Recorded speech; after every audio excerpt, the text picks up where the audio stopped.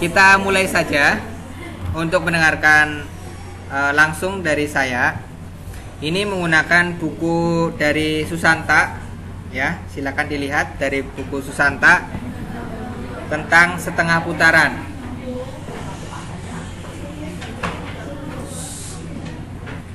Di setengah putaran pada buku Susanta di halaman 42, di sana dijelaskan tentang sebetulnya memang setengah putaran adalah kejadian khusus putaran dengan sudut putaran 180 derajat. Kan tadi kita sudah peragakan kan ya? Jadi diputar 180 derajat itu adalah setengah putaran. Tetapi karena ada keistimewaannya yang lain, maka setengah putaran didahulukan untuk dibahas daripada untuk putaran atau rotasi. Definisi setengah putaran terhadap titik P, ini kita baca definisinya ya, adalah pemetaan ini. Ini setengah putaran terhadap titik P, ini simbolnya itu HP, H indeks P. Ini setengah putaran dengan pusat P. Di buku Susanta dengan punya simbol HP. Yang memenuhi di sini, saya ulangi lagi bahwa jika kita punya titik A yang tidak sama dengan P, A-nya tidak sama dengan P ya. A-nya tidak sama dengan pusatnya ya. Pusat putarannya.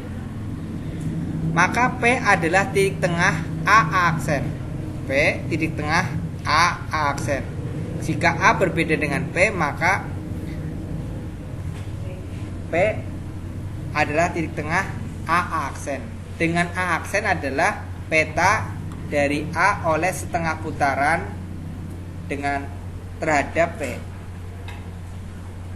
Setengah putaran dengan titik P terhadap titik P. Gitu.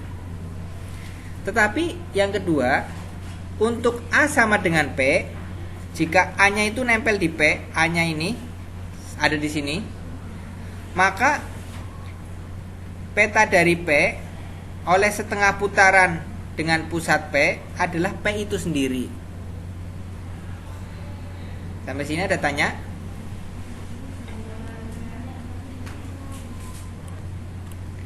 Dari definisi terlihat bahwa pemetaan H ini dapat dilepaskan dari pengertian putaran. Nah ini, jadi Susanta ingin mendefinisikan setengah putaran tapi lepas dari kata putaran. Bahkan dari definisi di atas ini, setengah putaran terhadap titik P mendapat nama lain, yaitu simetri titik dengan pusat P. Simetri titik dengan pusat P. Dengan mudah dibuktikan bahwa HP adalah suatu transformasi. Bagaimana membuktikan transformasi? Fungsi injektif dan bijektif. Jadi ini formula 1 2 ini dari sini, definisi ini kita harus definisikan bahwa pemetaan HP ini, pemetaan setengah putaran ini, kita harus buktikan bahwa dia fungsi, dia punya sifat injektif, dan dia punya sifat surjektif. Kalau sudah injektif dan surjektif kan merupakan bijektif. Dalil selanjutnya yaitu dalil 251, dikatakan bahwa setengah putaran merupakan involusi. Apa itu involusi? Gimana transformasi itu sendiri? Jadi setengah putaran merupakan involusi. Balikan dari setengah putaran adalah setengah putaran itu sendiri.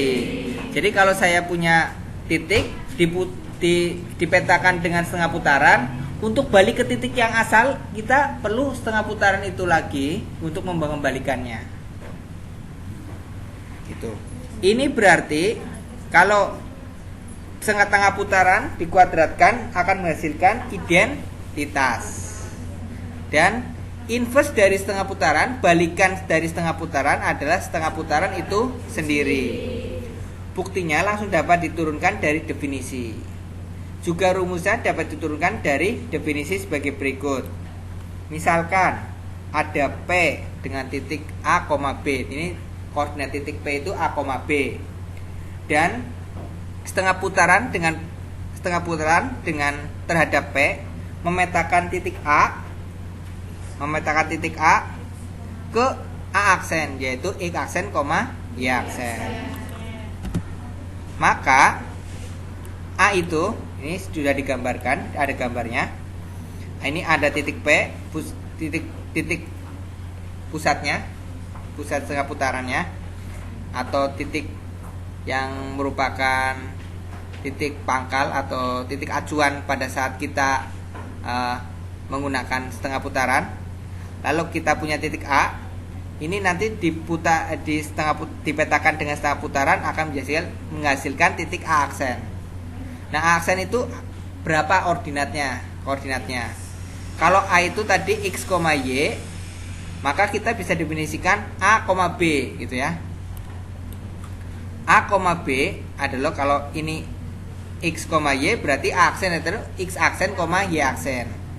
Itu merupakan jumlah dibagi 2, jumlah selisih antara X aksen dan X dibagi 2 karena ini di tengah-tengahnya ya. Lalu Y ditambahkan juga dengan Y aksen dibagi 2 karena di tengah-tengahnya. Itulah koordinat titik P, A dan B. Atau kita didapat juga X aksen adalah X negatif X plus 2A dan Y aksen adalah negatif Y plus 2A. Ini dari mana? 2B, maaf. Ini dari mana? Dari atas ini ya. Oke.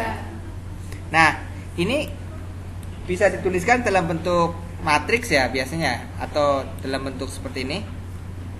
X aksen ini matriks, X aksen, Y aksen dari sini. Min X min Y plus 2AB. Ini matriksnya. Bila pusat yang diambil adalah 0,0, pusat yang diambil atau P-nya 0,0, maka ini jadi 0,0 ya. 0,0, 2 kali 0, 0. 2 kali 0, 0. Jadi tinggal ini saja. Atau X aksen sama dengan negatif X dan Y aksen sama dengan negatif Y. Gitu.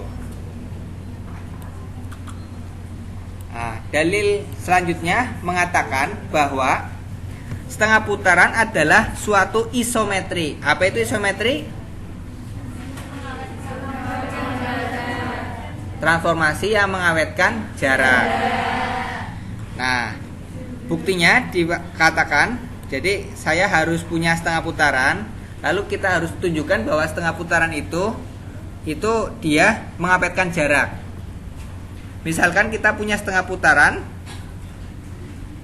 dengan pusat P, lalu tinjau A dan B, ini ada A dan B, P tidak segaris, artinya A, B dan P tidak segaris.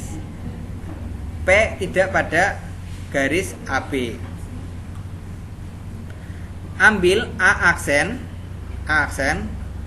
yang ada di sini, A aksen itu merupakan peta dari A oleh setengah putaran dengan pusat P, dan B aksen adalah peta dari B oleh setengah putaran dengan pusat P.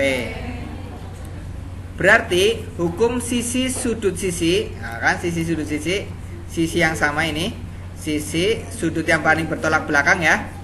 Sisi mengakibatkan segitiga APB dan segitiga A aksen P dan B aksen itu kongruen, ya kan? Untuk membuktikan dua buah segitiga yang kongruen kita butuh sisi sudut sisi, diantaranya itu. Bisa lagi yang lain kan? Ya, sudut contoh.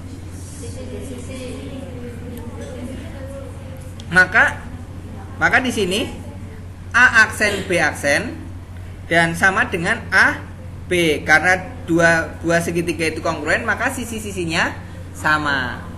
Nah, sisi-sisinya sama artinya dia itu isometri, awet jaraknya kan?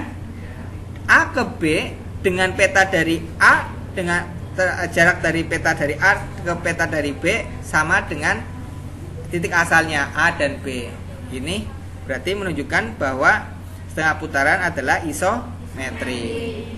Sudah terbukti.